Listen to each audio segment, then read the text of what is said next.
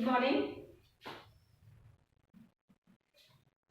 Today we are going to do exercise 11.4 from question number 4. Question number 4 में a cuboid is of dimension 60 centimetre. एक cuboid है, उसकी dimension है 60 centimetre into 54 centimetre into 30 centimetre. एक cuboid है तो उसकी लिख दें एल ऑफ, क्वेश्चन नंबर है 4, एल ऑफ क्यूबॉइड. ठीक है, ये बोल रहा है 60 centimetre. B is equal to 54 centimetre and H is equal to 30 centimetre.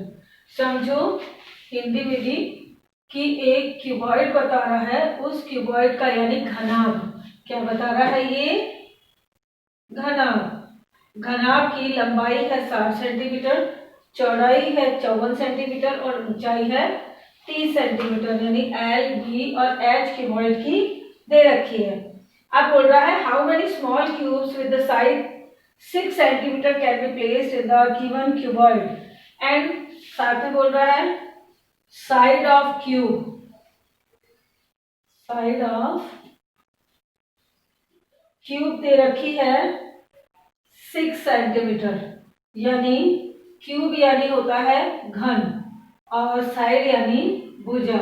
यानी घन की एक भुजा दे रखी है 6 सेंटीमीटर, 6 सेंटीमीटर, यानी क्यूब की साइड है 6 सेंटीमीटर. अब बोल रहा है कि how many small cubes side can be place in a given cuboid. एक बड़ा क्यूबॉइड का शेप है, उसमें कितने क्यूब इस तरह के आ सकते हैं. अब कोई चीज में कितने आ सकते हैं, इसका मतलब है वॉल्यूम निकलेगा यानी आयतन निकलेगा. तो सबसे पहले volume of cuboid,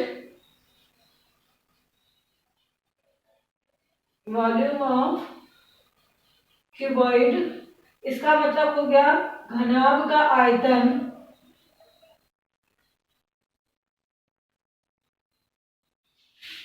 is equal to L into B into H.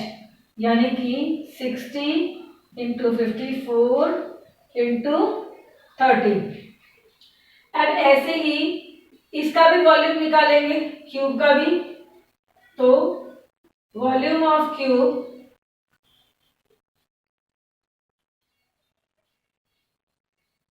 वही फॉर्मूला है. क्या लगेगा? वॉल्यूम ऑफ क्यूब का फॉर्मूला आप लगाओगे ए क्यूब यानी साइड का क्यूब. साइड है इसकी यानी क्यूब का मतलब हो गया घन का आयतन. क्या बनेगा ये? घन का आयतन. और घन के आयतन यानी कि वॉल्यूम ऑफ क्यूब का फॉर्मूला है ए क्यूब. ए क्यूब का मतलब है साइड का क्यूब. अब साइड कितनी है? 6 सेंटीमीटर, यानी 6 इंटू 6 इंटू 6. आप बोला है कि इसमें कितने ये क्यूब आ सकते हैं, तो उसके लिए हम डायरेक्ट निकाल देते हैं, मल्टीप्लाई करने की जरूरत नहीं है, बाद में देख लेंगे, काट लेंगे. तो नंबर ऑफ क्यूब यानी कि घन की संख्या, कितने घन आ सकते हैं. तो क्या करेंगे? वॉल्यूम ऑफ क्यूबॉइड यानी कि 60 इंटू 54 इंटू 30 अपॉन में वॉल्यूम ऑफ क्यूब. यानी जब भी क्यूब का आपको निकालना पड़ेगा तो बड़ा वाला जिसमें दिया जा सकता है और 1 क्यूब का निकाल दो. तो आप देखो, यानी कि घन की संख्या निकालनी है तो घनाभ का आयतन बटे में एक घन का आयतन. 6 1 जा 6 और 6 5 जा 30, यानी 6 एकम 6 और 6 5 30. 6 1 जा 6, 6 9 जा 54, 6 1 जा 6, 6 10 जा 60, यानी 6 एकम 6 और 6 9 का 60 कट गए. 9 5 जा 45 और 45 को 10 से मल्टीप्लाई करेंगे तो 450 सेंटीमीटर क्यूब आएंगे. सॉरी क्यूब, क्योंकि नंबर बता रहा है. अब मल्टीप्लाई कर लो, गुणा कर लो.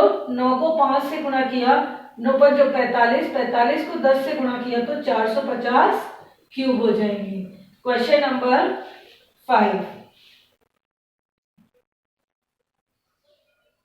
क्वेश्चन नंबर 5 में देखिए, find the height of the cylinder. एक सिलेंडर है यानी एक बेलन है, उसकी हाइट निकालनी है, whose volume is 1.54 metre cube. तो मैं वॉल्यूम को VOL करके कर देती हूँ, आप समझ लीजिएगा। वॉल्यूम ऑफ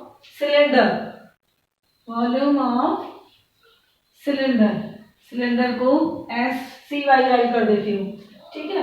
ये दे रखा है आपको 1.54 metre cube and diameter of the base is 140 centimetre.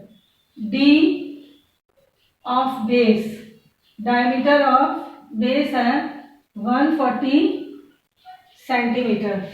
अब देखिए आप, यानी कि इसको अगर हिंदी में बोले तो बेलन का आयतन दिया हुआ है आपको,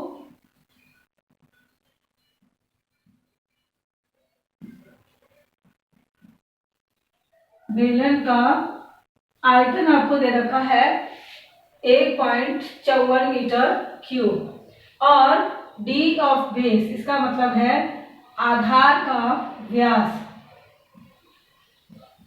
आधार का व्यास आपको दे रखा है 140 सेंटीमीटर, 140 सेंटीमीटर, क्योंकि आपको पता है बेलन का शेप यानी सिलेंडर का शेप यूं है ये। अब आपको पता है ये आधार है तो ये बेस है और ये इसका बोल रहा है D, ठीक है। तो डायमीटर दे रखी है इसकी 140 सेंटीमीटर। तो आपको पता है हमें रेडियस चाहिए होती है यानी R चाहिए होती है, त्रिज्या। तो त्रिज्या R इज इक्वल टू क्या होगा, D/2। D का मतलब है व्यास बटे 2। तो व्यास कितना है यानी डायमीटर है 140 अपॉन में 2 से डिवाइड कर दो, 2 7 या 40 और 0 सेंटीमीटर। ये आगे रेडियस हमारी सेंटीमीटर में, और हमारा वॉल्यूम जो दे रखा है वो मीटर में दे रखा है। तो या तो हम यही मीटर में चेंज कर देते हैं, हम आगे चेंज कर देंगे, कन्वीनियंट हो जाएगा आगे के लिए, ठीक है। अब हम निकाले, क्योंकि हमें वॉल्यूम दे रखा है सिलेंडर का, यानी सिलेंडर का आयतन दे रखा है, बेलन का आयतन, तो हम यही वाला फॉर्मूला लगाएंगे। तो वॉल्यूम ऑफ सिलेंडर यानी बेलन का आयतन। अब बेलन के आयतन का फॉर्मूला लिख दो, पाई R स्क्वायर H।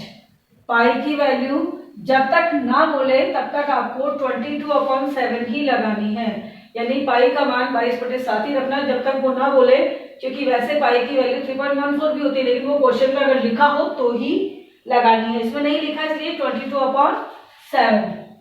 रेडियस इसमें है 70 सेंटीमीटर। अब ये मीटर में, इसलिए अपन मीटर को सेंटीमीटर, इसको सेंटीमीटर को मीटर में बदल दे तो 70/100, क्योंकि 1 metre is equal to 100 centimetre.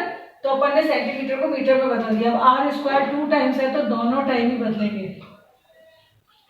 और H, अब क्वेश्चन में H जो है, फाइंड द H अपने को निकालनी है, तो हमने H यहीं छोड़ा, इज इक्वल टू 1.54। जैसे इक्वेशन सॉल्व करते आए हैं, 1.54 इंटू ये सारे नीचे के नंबर ऊपर चले जाएंगे उधर, 100 इंटू 100 इंटू 7, यानी, और नीचे ऊपर वाले सारे नंबर ये नीचे आ जाएंगे, 22 इंटू 70 इंटू 70। देखो बेलन के आयतन का फॉर्मूला पाई R स्क्वायर है, पाई की वैल्यू 22/7, रेडियस यानी त्रिज्या 70 सेंटीमीटर में है, मीटर में कन्वर्ट करने के लिए, मीटर में बदलने के लिए 70/100, स्क्वायर है इसलिए 2 बार लिख दिया, 70/100 यानी 70/100 इंटू H यानी इस वॉल्यूम, इसकी हाइट अपने को देनी रखी, ये निकालनी, इज इक्वल टू 1.54, क्योंकि इसने ये दिया हुआ वॉल्यूम ऑफ सिलेंडर बेलन का आयतन दिया, इसलिए हमने यही फॉर्मूला लगाया है। अब इस इसको समीकरण जैसे इक्वेशन की तरह सॉल्व करते हैं, नीचे के नंबर इधर जाएंगे, मल्टीप्लाई में ऊपर और ऊपर के नंबर नीचे। अब कटता है तो काट दो, पहले तो हम ये हटा दें पॉइंट, पॉइंट के बाद में कितने डिजिट हैं, 2 डिजिट हैं, तो हम नीचे लगा देते हैं इधर 100। अब 100 से ये पूरा 100 कट गया, 7 के 1 0 से ये 1 0 और दूसरे 0 से ये 7 का 0 कट गया, 1 7 से ये 7 कट गया। ओके, अब देखिए ये 7 बचा है तो 7 1 जा 7, 7 2 जा 14, 1 बचा, 7 2 जा 14। अब क्या बचा 22/22 यानी 22/7, 22/7, ये दोनों कट गए तो क्या बचेगा 1 मीटर। ये हो गई इसकी हाइट, ठीक है, ऊंचाई। अब देखो आइटम का फॉर्मूला लगाया, पॉइंट के बाद में 2 संख्या है, 2 अंक है, तो 2 अंक वाला यानी 2 जीरो वाला बटे में 100 लगा दिया, पॉइंट हटा दिया, 100 से 100 कट गया, दूसरे 100 की 1 जीरो से इस 70 का और 1 जीरो से इस 70 का 0 कट गया, यानी दोनों 100 कट गए। अब एक 7 से ये सीधा 7 काट दिया, दूसरे 7 से 7 एकम 7 और इसको काटे तो 7 दूनी 14, एक बचेगा 7 दूनी 14, 22 से 22 कटा यानी 1 मीटर, यानी 1 मीटर आ गई इसकी हाइट यानी कि ऊंचाई। क्वेश्चन नंबर अगला है 6। क्वेश्चन नंबर 6 में है A milk tank is in the form of cylinder whose radius is 1.5 centimetre. एक दूध का टैंक है जिसका शेप है सिलेंडर यानी बेलन के आकार का और उसकी रेडियस यानी आर दे रखी है 1.5 मीटर। तो हम क्या लिखें, आर ऑफ सिलेंडर यानी कि बेलन की त्रिज्या, क्या लिखेंगे हम, बेलन की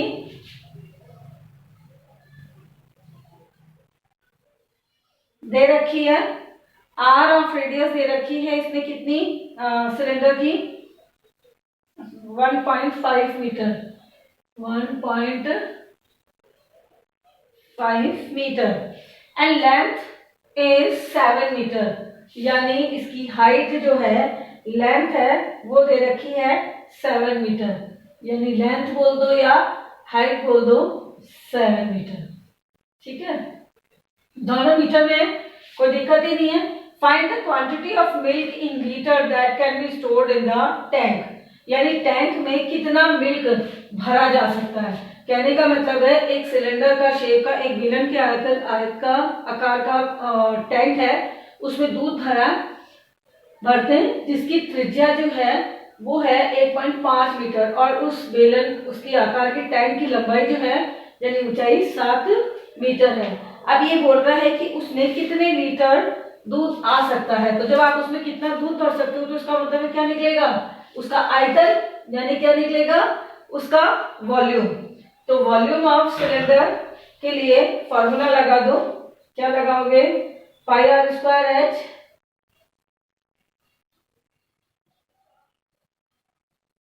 volume of cylinder is equal to pi R square H, यानी 22/7 इंटू आर कितना है 7 इंटू 7 इंटू आर है 1.5 इंटू 1.5 इंटू एच है 7।